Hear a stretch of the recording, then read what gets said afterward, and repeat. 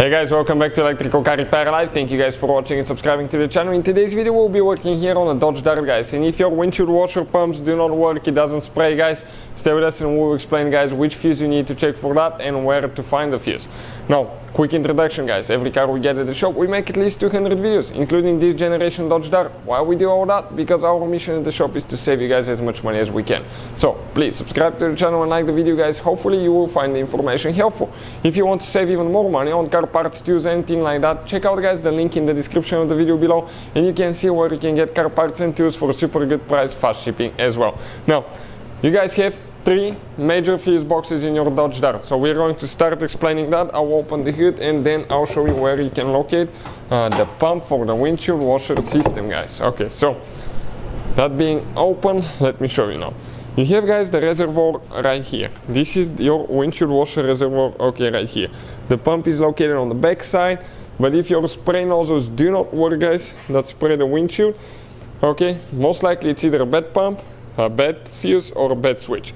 In today's video we'll show you guys where to find the fuse. You have one fuse box right here, okay, under the hood, but unfortunately, guys, it's not that easy. Okay, that fuse, it's not here. Okay, it's not here at all.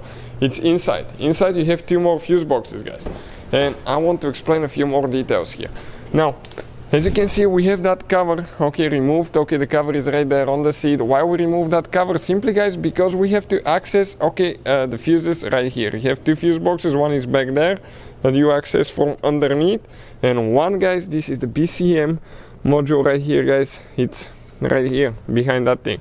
The only way to access it is to remove that cover. So we'll go ahead and get the wires out of the way. Okay, let me just have somebody hold them quick. Perfect. And the fuse, guys, that we're looking at now, that we need to go ahead and replace, okay, let me show you. It's actually fuse, guys. Okay, let me see which way to go. Maybe, okay, to hold it from here, from underneath, because I need to move the light a little bit this way. Okay, perfect. The fuse that we need to check, guys, it's the second fuse on the left side, from bottom to top. 1, 2, second fuse, guys, right there. Okay, so how we do that? Pretty simple. Get it with the fuse puller, guys. Okay, let me explain to you now quick. Okay, fuse puller is installed, and all I have to do now, grab it and pull it out. Okay, if I grab it good. Perfect. This is, guys, the fuse right there.